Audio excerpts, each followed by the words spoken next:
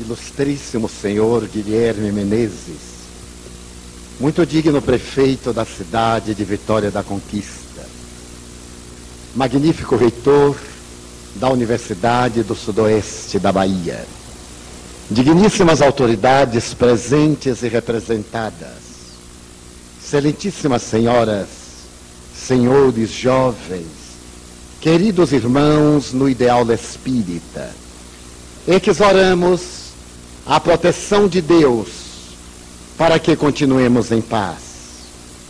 São nossas as primeiras palavras de gratidão pelo gesto de carinho e de estímulo com que fomos distinguidos nesta noite. Reconhecemos não merecer e aceitamos o gesto de devotamento fraternal como sendo a doação de ternura para o prosseguimento da áspera jornada da autoiluminação. Aqueles que elegemos a doutrina de Jesus, de cedo sabemos que no mundo somente teríamos aflições, mas sem qualquer masoquismo, também sabemos que dessas aflições apresenta-se a proposta de paz e surgem as bênçãos do entusiasmo. Aos queridos irmãos da 44ª Semana Espírita de Vitória da Conquista, o penhor da nossa profunda gratidão. Foi Protágoras, o admirável filósofo grego sofista, que estabeleceu que o homem é a medida de todas as coisas. Nesse pensamento estava delineada desde então a proposta humanística que deveria tomar conta da sociedade cultural do século XIV. A partir do século XIV, em plena noite medieval, a criatura humana deu-se conta que tinha uma destinação histórica e que a sua vida tinha um sentido psicológico. O humanismo aparece através das propostas de Piccolo, de La Mirandola, de Biondi e de outros, que estabelecem a grande deificação da criatura humana. Ao sair da injunção escravocrata da ignorância, era necessário arrebentar as algemas do totalitarismo religioso. E os pensadores do século XIV estabeleceram que era necessário revitalizar a cultura e colocar no centro do universo cultural a criatura como sendo o elemento base da própria realidade universal.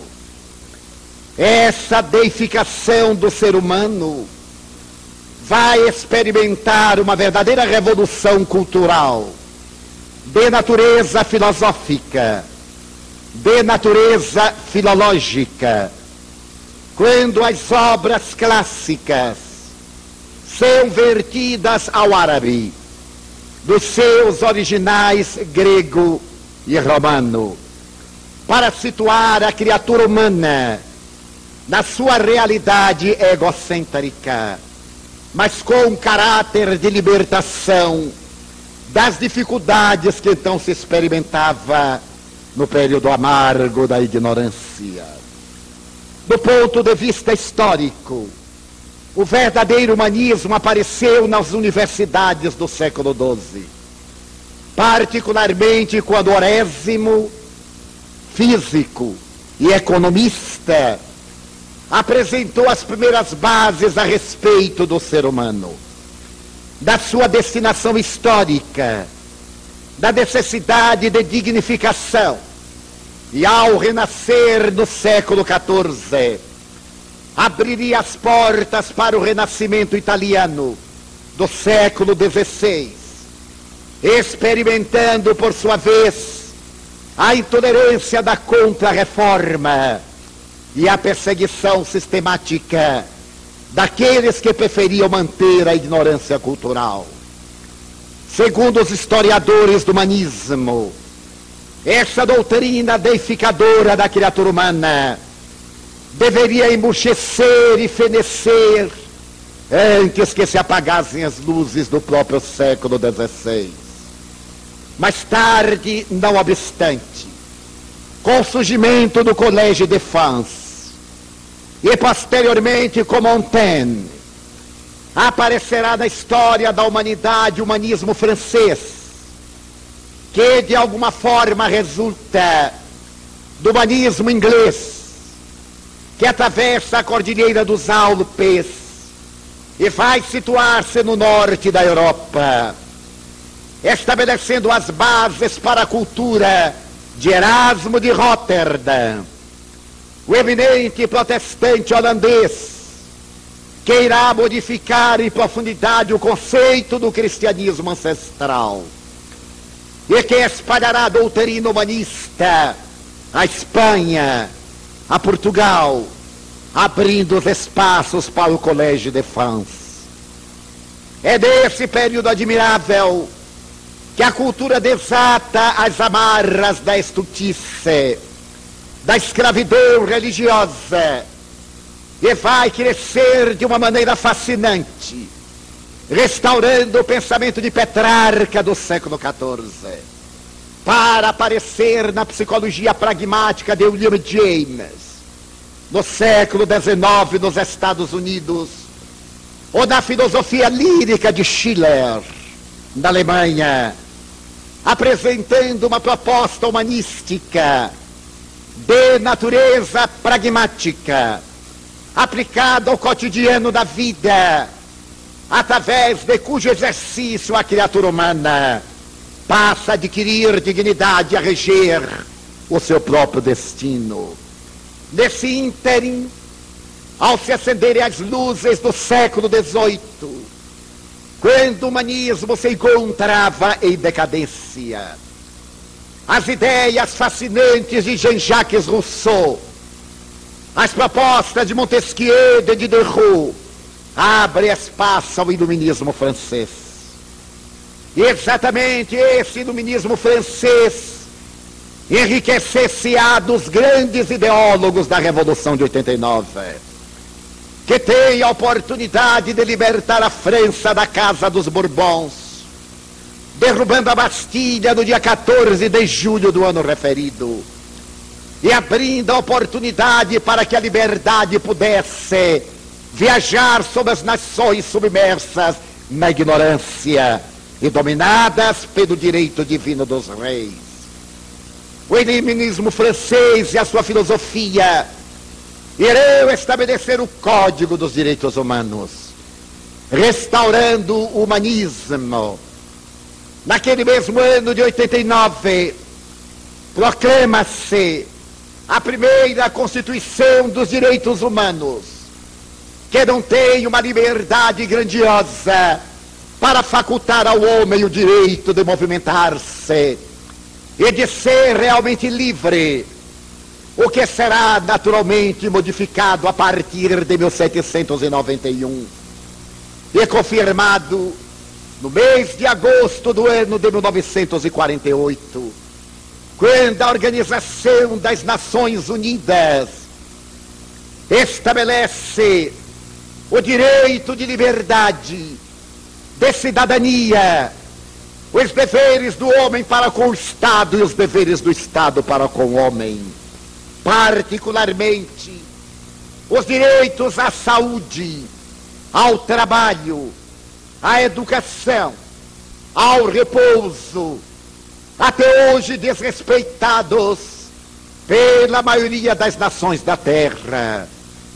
Mas em realidade aquele iluminismo que saia das mãos do humanismo vai abrir o espaço no século XIX para o humanitarismo, quando surgem as primeiras colocações a respeito da filantropia, no momento em que a Inglaterra se industrializa e arranca a criatura escravizada pelo colonialismo em diferentes países da terra, para que receba as dádivas da oportunidade de dignificação e possa levantar-se para ganhar o seu lugar ao sol e experimentar a verdadeira felicidade. Mas o humanitarismo inglês tem uma breve duração, porque a Câmara dos Lordes, a Câmara dos Comuns, separando as criaturas em uma nova casta, irá lançar na filosofia da Grã-Bretanha o utilitarismo, em que a criatura deve ser utilizada para que se alcancem favores e prazeres. E esse utilitarismo do século XIX vai encontrar reação na doutrina filosófica do pessimismo de Friedrich Nietzsche, de Schopenhauer, de Heine, de Hegel, abrindo espaços para que a criatura tenha direito à sua realidade transcendental e possa voar de uma maneira livre na busca de horizontes mais amplos. Ao utilitarismo, a humanidade que desabrocha no século XX proclama a necessidade do liberalismo, porque as injunções retrógradas que mantinham a criatura amargada não tem mais lugar numa cultura de ciência, logo depois do grande surto cultural e tecnológico apoiado na ciência do século XIX. A ciência havia conseguido nos últimos anos penetrar na intimidade do átomo e demonstrar a fragilidade da sua constituição. A velha partícula de Leucipo, Lucrécio e Demócrito era agora penetrada desde o ano de 1878, quando William Crookes teve a oportunidade de experimentar a matéria radiante. A partir de então, as experiências de Röntgen, os trabalhos admiráveis na área da concepção de Einstein, veio ensejar a visão de Bohr, Planck e de outros a respeito das micropartículas. E a Terra estruturada no utilitarismo, no materialismo mecanicista, tremeu nos seus alicerces, porque a matéria passou a ser um engodo dos sentidos. Aquilo que acreditávamos como sendo a partícula indivisível é um verdadeiro cosmo, porque constituído de 3 elementos base, apresentava na sua estrutura subatômica todo o universo de partículas infinitesimais, que diariamente enseja uma visão mais complexa da realidade da vida, da grandiosidade do cosmo e da finalidade da criatura humana no seu périplo carnal. Mas no fim do século XIX e no começo do século XX, os cientistas como Thomas Edison, ou William Thomson, o célebre Lord Kelvin, farão uma paisagem pessimista a respeito da ciência. Terão a oportunidade de dizer que a ciência nada mais tem a acrescentar. As ciências físicas por volta de 1900, segundo Lord Kelvin, já havia oferecido uma visão da realidade total do universo. E nos Estados Unidos, chegou-se mesmo a sugerir que se fechasse os escritórios de patentes, porque a humanidade não tinha mais nada a conquistar. Bem se vê que a presunção desses pensadores e cientistas não estava coberta pelo êxito e não passava de uma utopia neste mundo de utopias, porque foi exatamente no século XX que o homem teve a oportunidade de aproximar-se das estrelas de, através dos microscópios eletrônicos, penetrar na intimidade dos vírus, de estudar a infectologia e desdobrar as experiências de Pasteur, penetrando na estrutura molecular dos vírus e alargando os horizontes da saúde na Terra, para que a vida fosse mais digna e melhor vivida.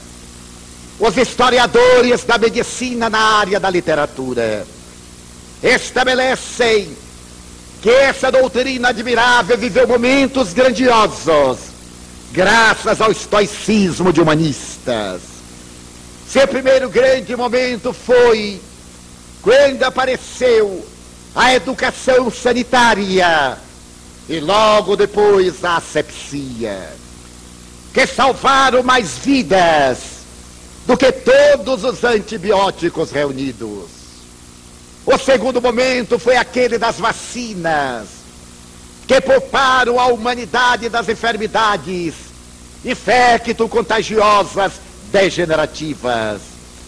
O terceiro momento foi aquele que se fez caracterizar pela grandiosidade das cirurgias, particularmente das microcirurgias cerebrais. E o quarto momento da história literária da medicina é agora aquele que se estabelece na chamada vírus-terapia, graças ao projeto Genoma Humano, que deverá decodificar o DNA até o ano de 1905, nos seus 3 bilhões de informações, para que, alterado geneticamente o DNA, ele possa ser inoculado no DNA defeituoso, numa célula com problemas, e através dessa peculiaridade virótica, restabelecer a saúde da criatura humana, por um processo da própria natureza humana, sem qualquer violência. Esse salto audacioso da engenharia genética é o momento culminante da ciência médica. Mas, por outro lado, os historiadores da literatura científica estabelecem que houve 4 momentos na história da investigação, da procura da realidade transcendental da vida. E o primeiro momento foi quando Nicolau Copérnico demitizou a Bíblia, as tradições de Aristóteles, a ideia absurda do sistema geocêntrico, e teve a coragem de apresentar o seu De Revolutionibus Vitae, demonstrando que a Terra é que girava à volta do Sol, que seria fixo. Hoje, sabendo-se que também ele se move com todo o seu sistema na órbita de Alcione. A partir daquele momento, o mundo não mais seria o mesmo. A audácia de Copérnico seria apoiada de imediato por Galileu Galilei, que defenderia a tese da Terra mover-se, ou pela exuberante conquista de Sir Isaac Newton, a grande teoria revolucionária da lei da gravitação universal. O segundo momento grandiloquente da humanidade é o ano de 1859, quando Charles Darwin demitiza mais uma vez a Bíblia e retira da linguagem parabólica e mitológica da tradição ancestral do Gênesis a história dignificada da criatura humana, através da sua obra memorável a respeito da evolução, do princípio vegetal e animal, a teoria extraordinária que o fez ser classificado como alma impenitente, primo do macaco. A ignorância, quando não pode competir, acusa. Somente se combatem ideias com ideias superiores, asseverou Hegel. Mas quando não é possível ter ideias superiores, persegue-se o idealista, olvidando-se que o sangue do idealista é o adubo que vai favorecer o desenvolvimento da realidade ideológica. E Darwin sobreviveu à sua teoria da evolução, da origem vegetal e animal. Seria corroborada pela sua viagem de circunnavegação e através da documentação fóssil, até hoje encontrada nos mais diferentes lugares da Terra. O terceiro momento da evolução da ciência, asseveram os historiadores literários do pensamento cultural, foi o instante em que Sigmund Freud demitizou o sexo e tirou da criatura a culpa ancestral, libertou-nos da consciência de culpa, para dizer que a função sexual não é pecaminosa, nem o sexo é sujo.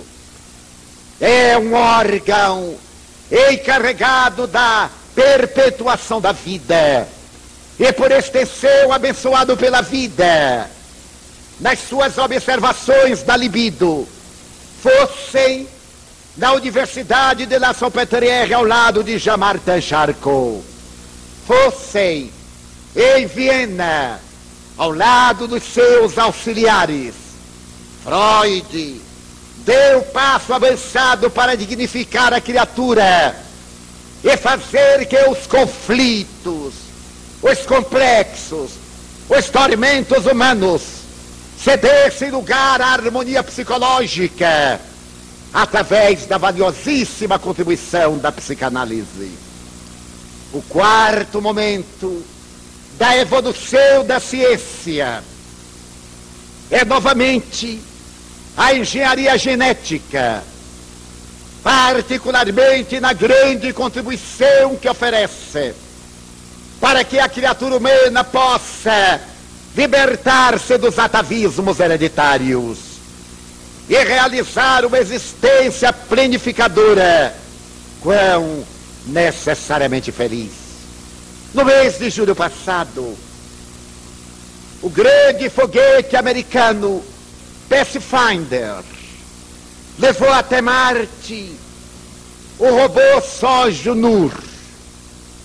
E ali, em Ares Vallis, na superfície do planeta vermelho, o pequeno engenho da Terra começou a mandar informações que sensibilizaram o mundo.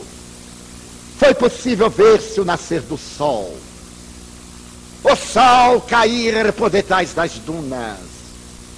Foi possível analisarem-se duas pedras para se fazer uma análise se os meteoritos caídos na Antártica e que pareciam falar de vida em Marte há cerca de 3 bilhões e 800 milhões de anos passados.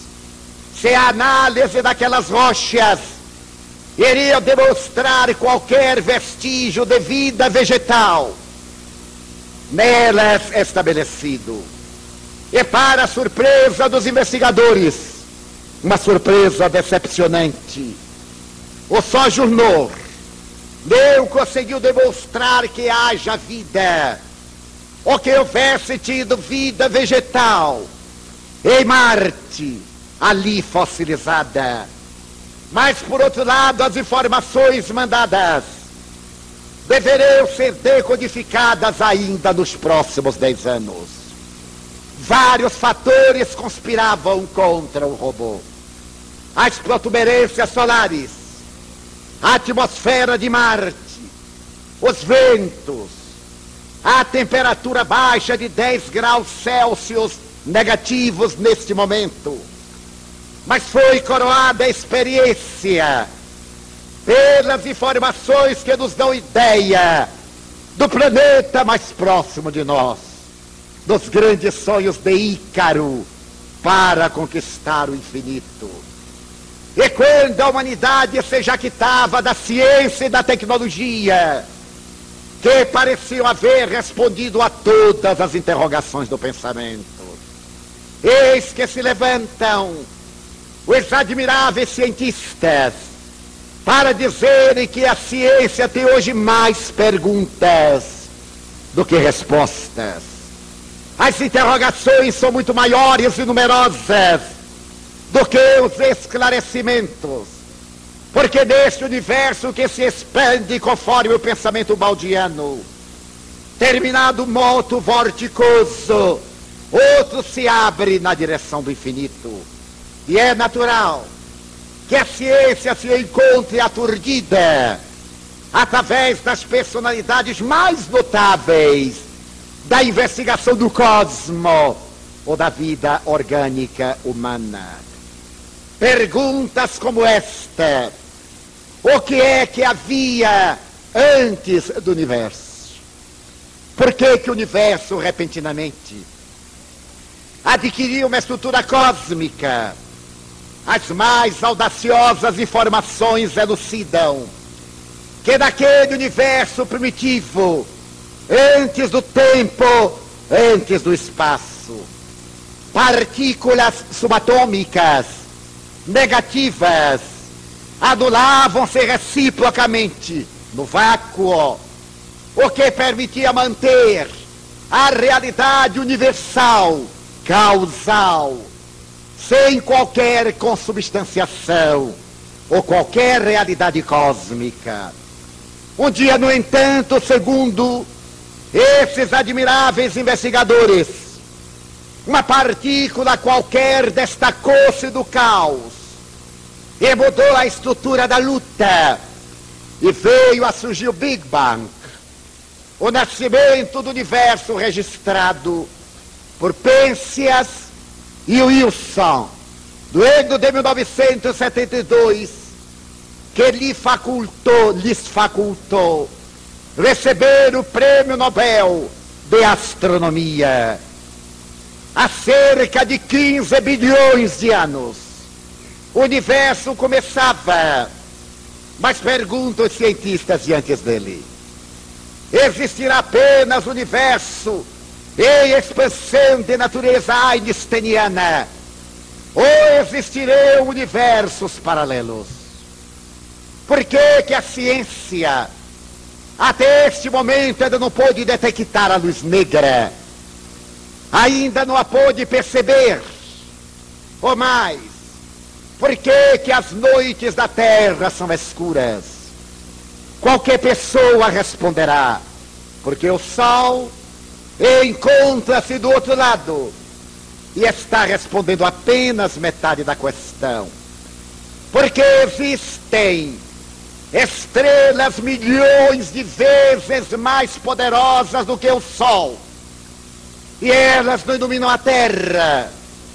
No ano de 1823 foi criado o paradoxo de Ober, quando Heinrich Wilhelm Olbers apresentou esse paradoxo, porque existindo estrelas tão poderosas, as noites da Terra permaneciam em trevas. Só recentemente, com os avanços da astrofísica, é que se pôde concluir que essas estrelas estão infinitamente tão longe da Terra que a sua luz ainda não logrou chegar até o nosso minúsculo planeta. Mas aí nós teremos uma outra questão perturbadora.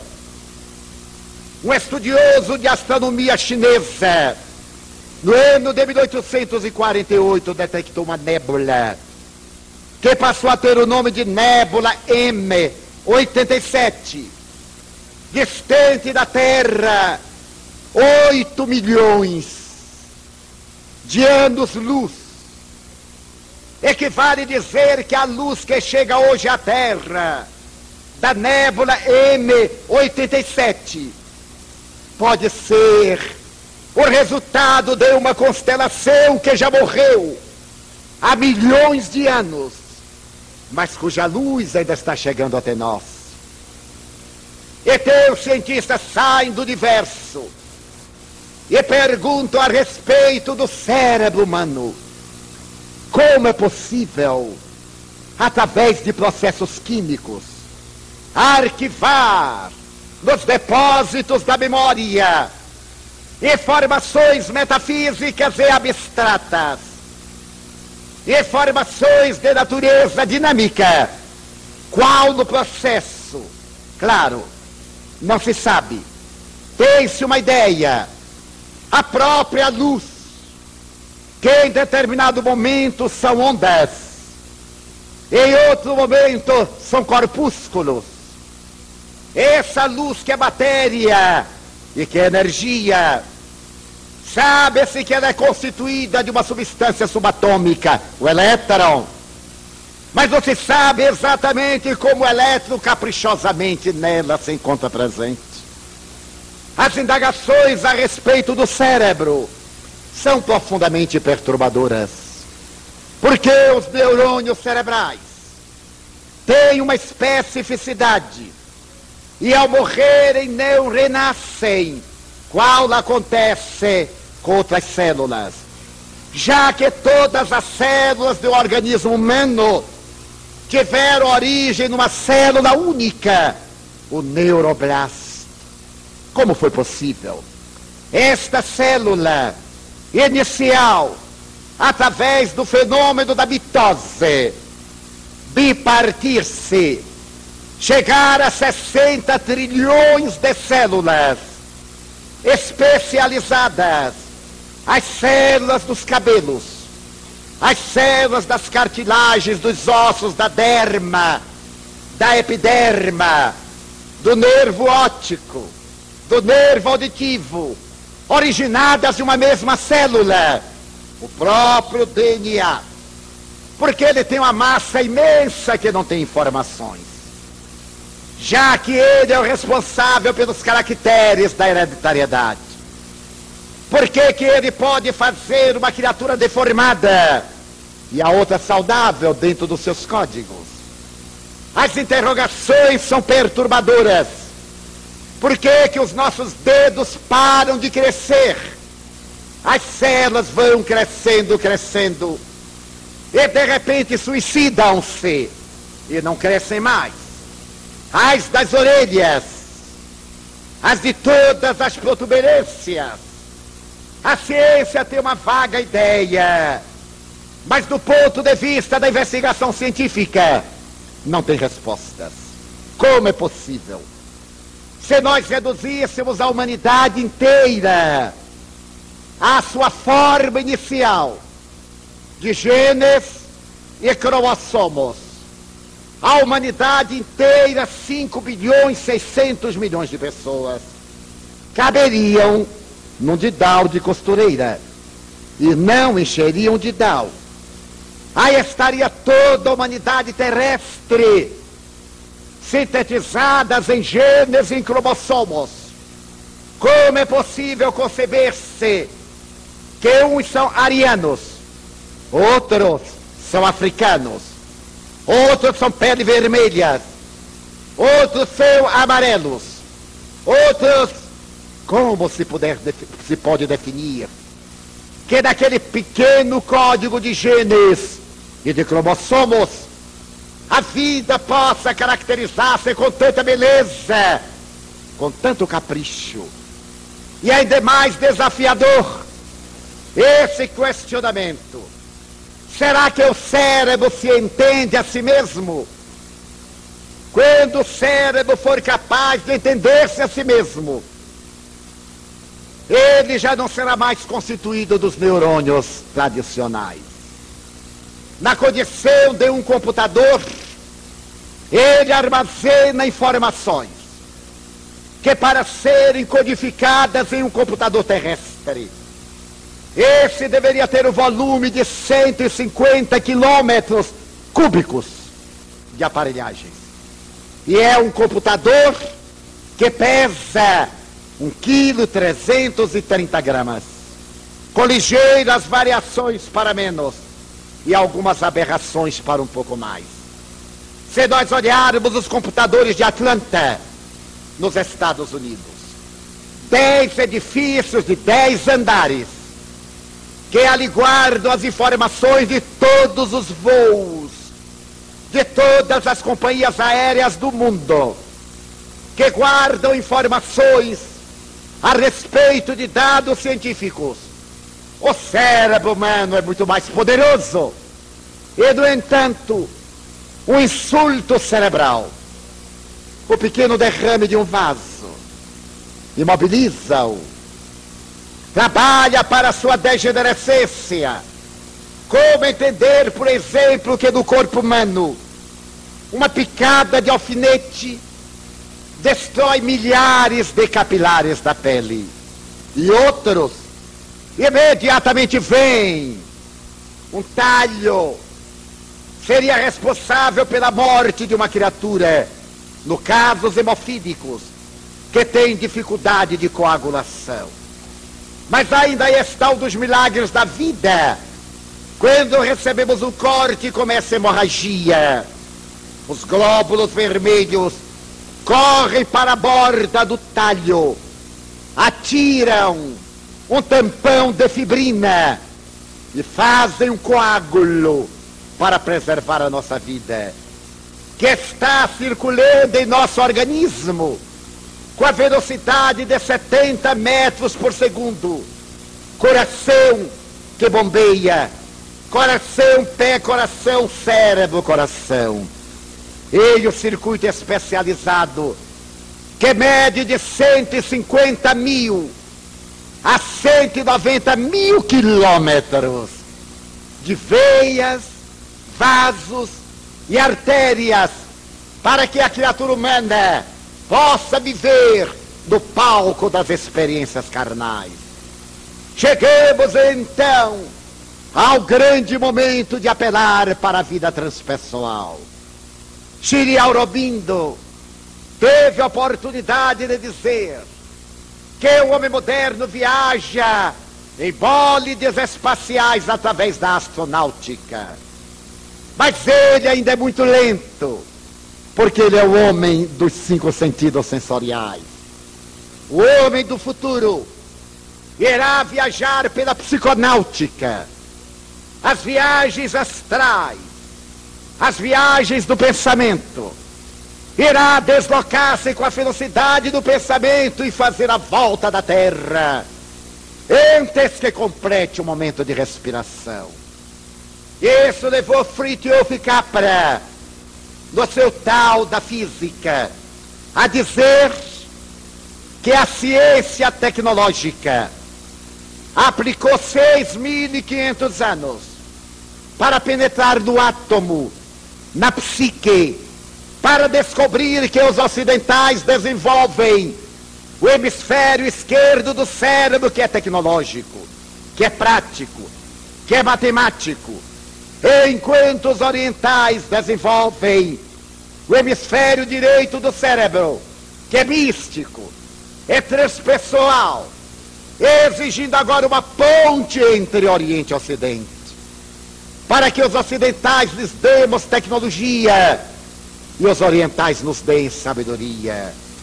Então assevera Fritjof Capra, os místicos orientais, fazendo mergulho no eu profundo da sua realidade transpessoal, lograram explicar o cosmos no Vedanta, no Bhagavad Gita, nos Upanishadas, no livro tibetano dos mortos, no livro dos mortos dos egípcios, graças à visão transpessoal da vida. Mas foi Jesus Cristo que se levantou nas terras empoeiradas da Galileia para proclamar a era do Espírito imortal. Foi esse magnífico cantor que, na balizada opinião de Ernesto Renan, imortal da Academia de Letras em França, dividiu a história em 2 fastos.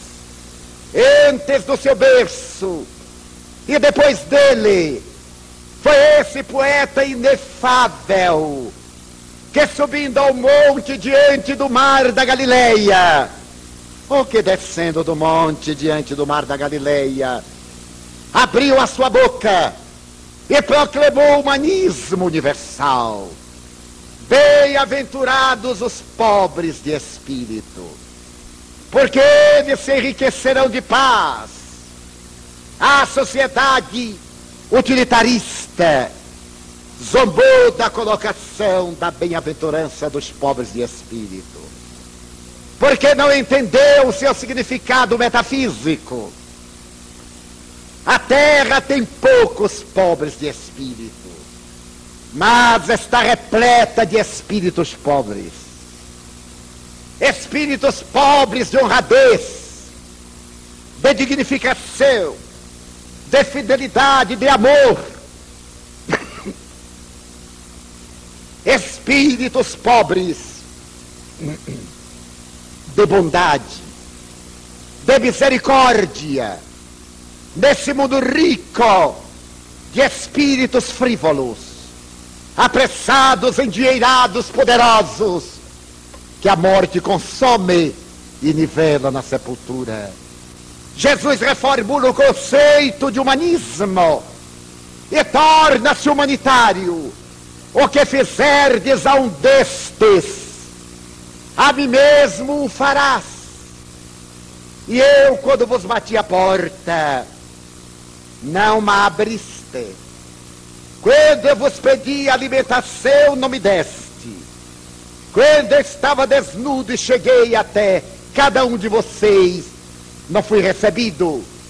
E se me perguntarem quando foi, que tu bateste a minha porta, que tu me pediste pão, água, ou me solicitaste roupa, eu nunca te vi.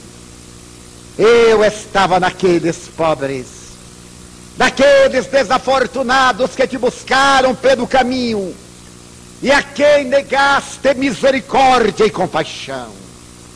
Eu, humanitário Jesus, eu, amigo dos Haaretz, da Ralé, aquele povo do campo que abandonou as suas terras e eram chamados desocupados de Jerusalém, quase 100 mil vagabundos, ou de Roma, quase 200 mil, que repletavam o circo máximo nos momentos de panis et circenses.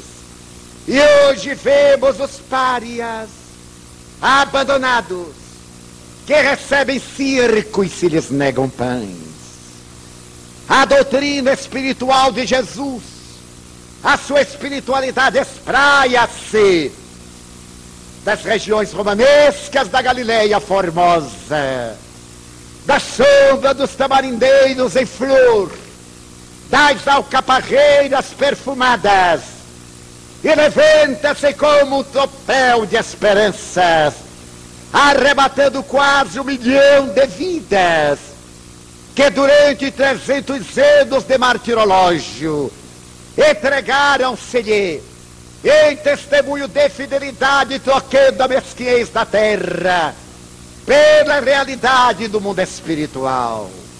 Mas logo depois, a noite medieval sombreou a terra e fez que a humanidade atrasasse-se 1000 anos, até que, no momento mais grave, quando se acreditava que Deus se fechara nos penetrais do infinito, uma doce voz começa a cantar na Úmbria. Francesco Bernardone se levanta e saúda o irmão Sol e a irmã Lua, a irmã Água e a irmã Neve, os irmãos Peixes e os irmãos Aves, e renova o cristianismo, tornando-se o mais perfeito êmulo de Jesus. A sua proposta emurchece. Mais tarde, Teresa d'Ávila, São João da Cruz, Pedro de Alcântara, os grandes místicos medievais, levantam-se para descrucificar Cristo.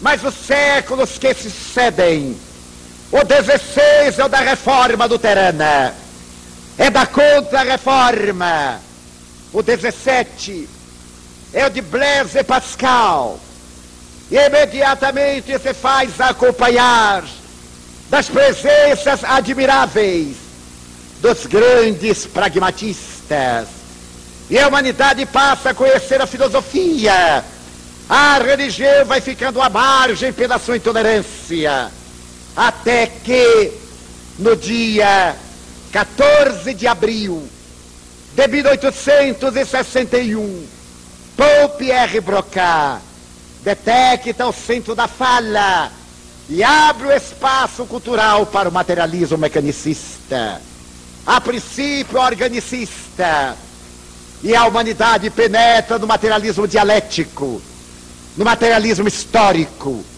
no materialismo organicista, gritando a sua necessidade de liberdade de vida caótica. Um pouco antes, porém, a 18 de abril de 1857, no Palácio da Galeria de Orleans, e Palais Royal, no coração de Paris, aparece uma obra que vem restaurar a espiritualidade de Jesus e vem elaborar ao lado da ciência para que a evolução se faça nos dois planos da vida. É o Livro dos Espíritos, que precede a Charles Darwin 2 anos. Quando ele lança a teoria do evolucionismo, Allan Kardec houvera falado 2 anos antes. E o Livro dos Espíritos, quando Sigmund Freud estabelece o respeito pelo sexo e a dignificação do sexo, a doutrina espírita já havia falado da lei da reprodução, uma das leis morais da terceira parte do Livro dos Espíritos. Quando o humanismo e logo depois o humanitarismo preconiza os direitos da mulher, é Allan Kardec o primeiro feminista do século XIX, conforme exarado na obra referida, e os direitos do homem e os direitos da mulher, quando a física quântica, ou nuclear, e mais tarde a biologia molecular, abre espaços para uma visão ontológica e complexa da realidade terrestre. A doutrina espírita, da questão 540, já se referia que a natureza, tudo se transforma. O átomo de hoje será anjo de amanhã, da mesma forma que o anjo de hoje foi átomo de ontem. A ciência espírita veio preencher as lacunas, veio dar as respostas. Por que que o organismo da célula inicial sai para formar a realidade do corpo biológico? Porque é o ser espiritual que faz disparar o espermatozoide para fecundar o óvulo, levando uma carga de um quantum de energia que sincroniza no óvulo, e ao receber a carga do quantum de energia do espermatozoide, forma a célula com quanta de energia, e o veículo modelador biológico começa a plasmar dentro de uma forma energética a criatura que deve viver conforme os padrões dos seus próprios atos. É a forma de natureza psíquica modelando a forma de natureza física.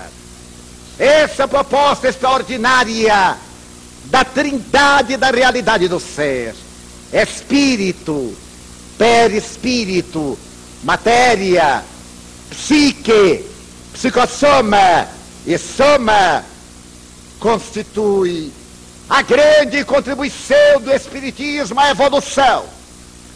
Quando Darwin falou do primatas, o primatas homini, dos nossos ancestrais, a doutrina espírita já dizia pela boca de Leon Denis: o espírito dorme na pedra, sonha no vegetal, sente no animal, pensa no homem, e nós já diríamos, e intui no anjo. É o evolucionismo darwiniano, antes mesmo que Charles Darwin tivesse apresentado a sua teoria em Londres. Aliás, Em um momento em que Alfred Russel Wallace havia chegado às mesmas conclusões. Esse Russel Wallace, que era espírita militante, e que teve esta consideração nas seguintes palavras: eu era um materialista tão convicto e tão completo, que na minha imaginação não havia lugar para uma existência espiritual. Mas os fatos são imperiosos. Os fatos venceram-me. Sou espírita, porque diante de fatos não existem argumentações. Alfred Russel Wallace havia chegado às mesmas conclusões de Darwin, graças à sua visão espirítica da criatura humana, que Darwin não teve. Ele seguia as doutrinas de Herbert Spencer, do materialismo mecanicista. Mas o Wallace renunciou para que Darwin pudesse receber as honras do evolucionismo, sobre o qual a humanidade assenta suas bases para construir biótipos melhores através da célebre struggle for life, da luta pela vida, e que os biótipos mais fortes vencem os mais fracos e sobrevivem.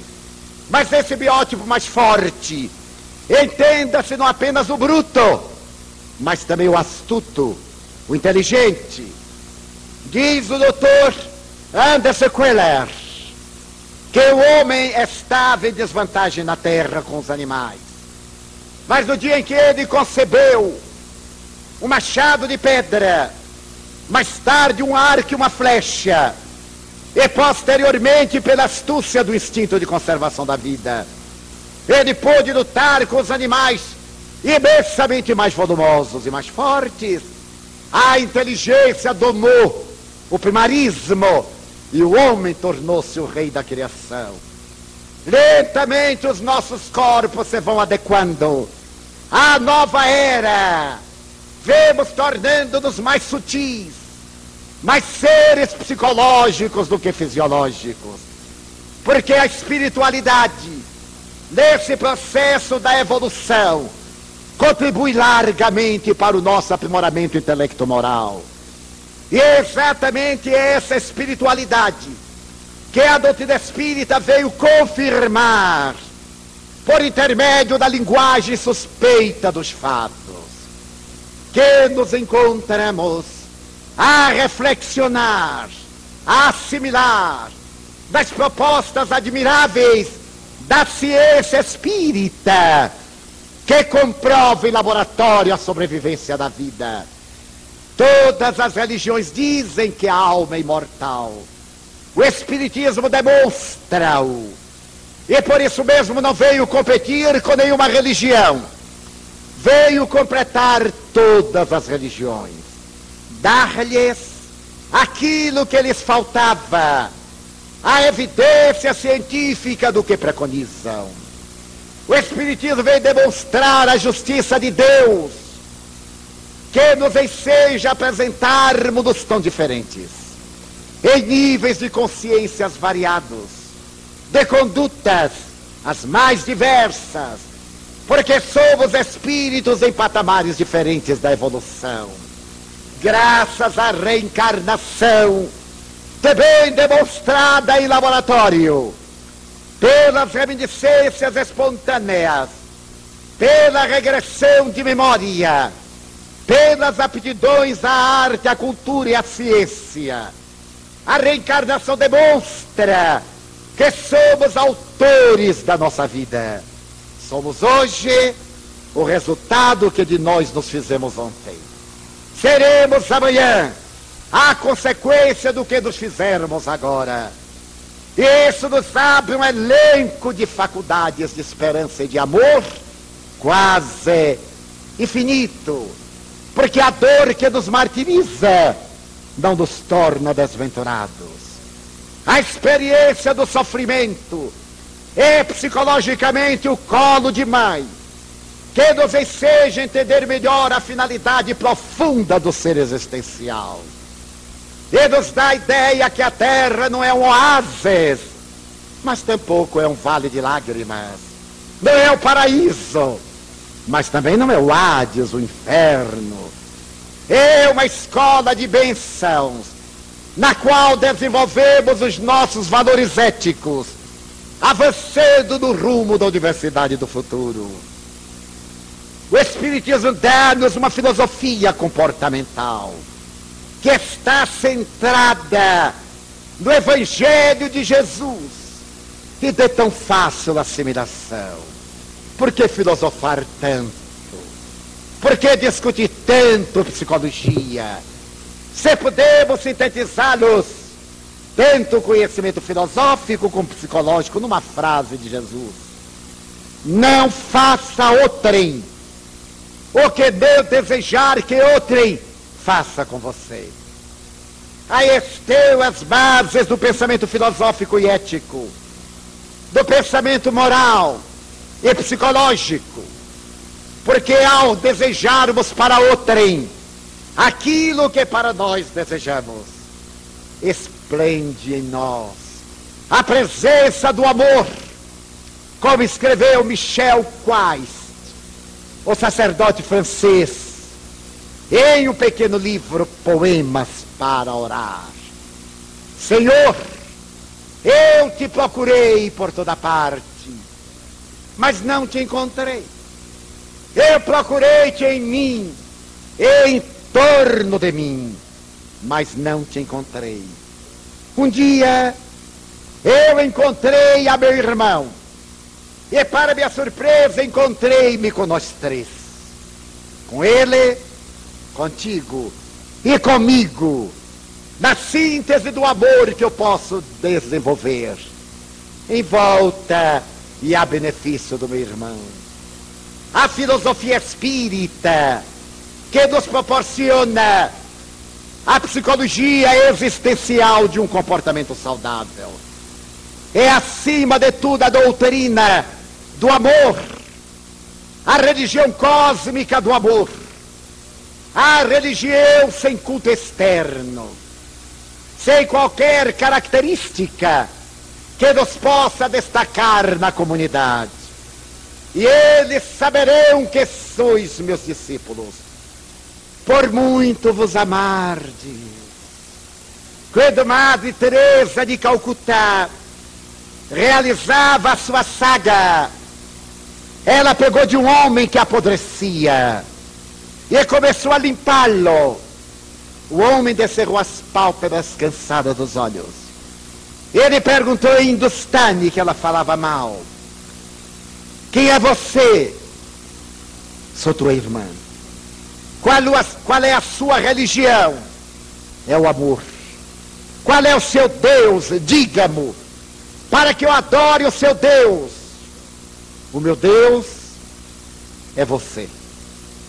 Se você pretende adorar o meu Deus, adore-se, porque você é o meu Deus, é a minha oportunidade. Ela rompeu as barreiras do dogmatismo para tornar-se o ser cósmico. Certo dia, alguém disse a Francisco Cândido Xavier, o outro ser cósmico: Chico, que te parece? Eu não acredito em Deus.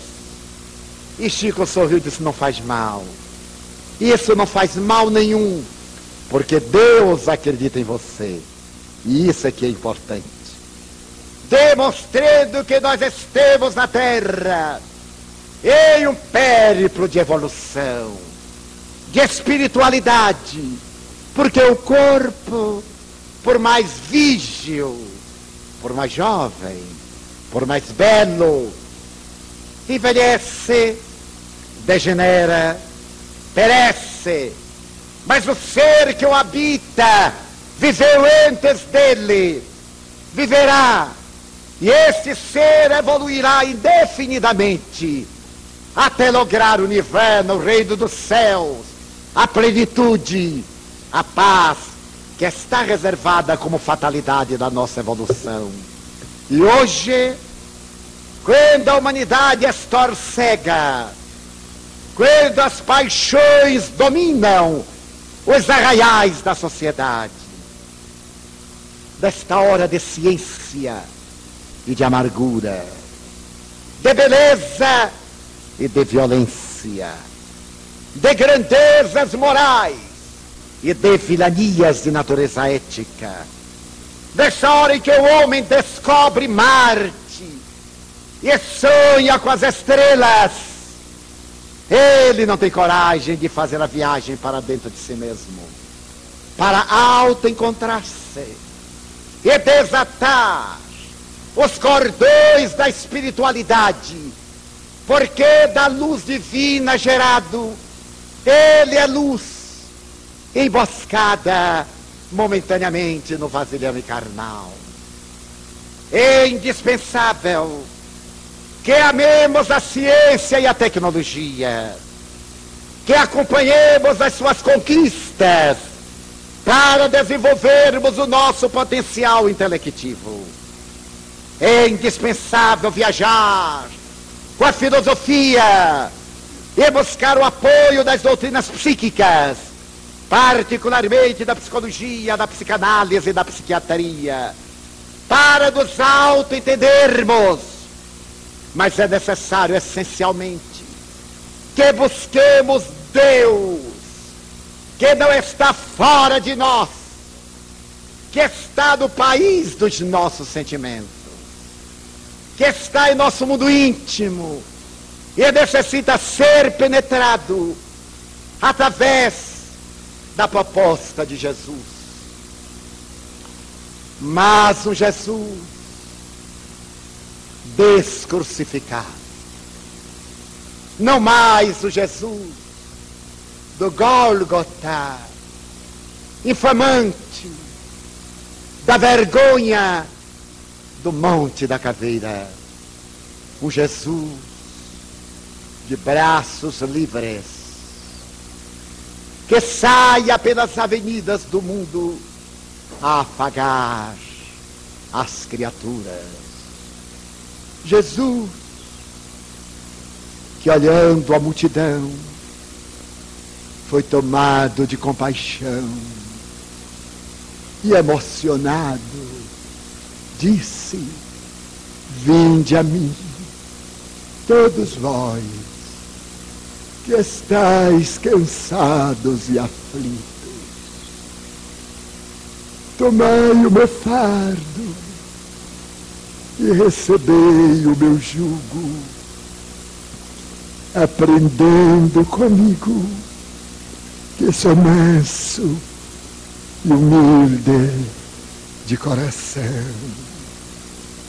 Nestes tormentosos dias,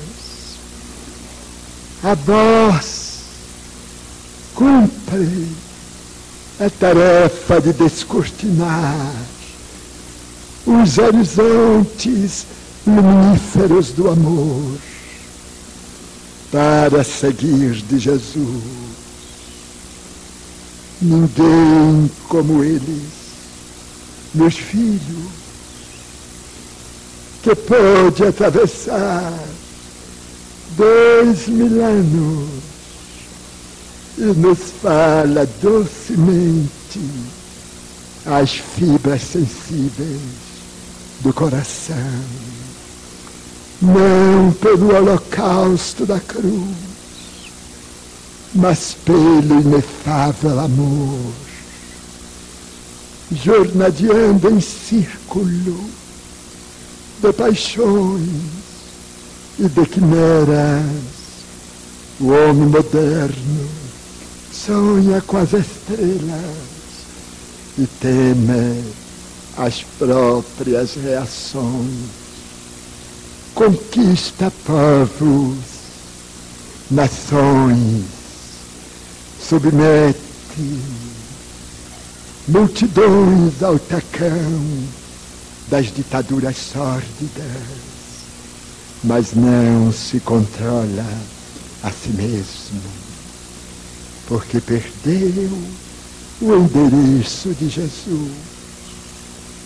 Despertai para a proposta do divino amigo que vos chama sutilmente, convocando-vos para uma mudança de atitude perante a vida, para o inefável banquete da solidariedade. Não deixeis para amanhã, não postergueis para mais tarde. Agora é o santo momento da autoiluminação, é o instante azado para ajudar. Ajudai-vos, ajudando, mansos e pacíficos como as ovelhas. E quando chegardes aos vossos lares, levai a doçura e a afabilidade, para que os vossos saibam que pertenceis ao rebanho do Senhor. Meus filhos, era nova, abrem-se as cortinas do porvir, amanhece novo dia, ide e amai, construindo a sociedade melhor, em vós próprios, tornando-vos melhores cidadãos, verdadeiros cristãos.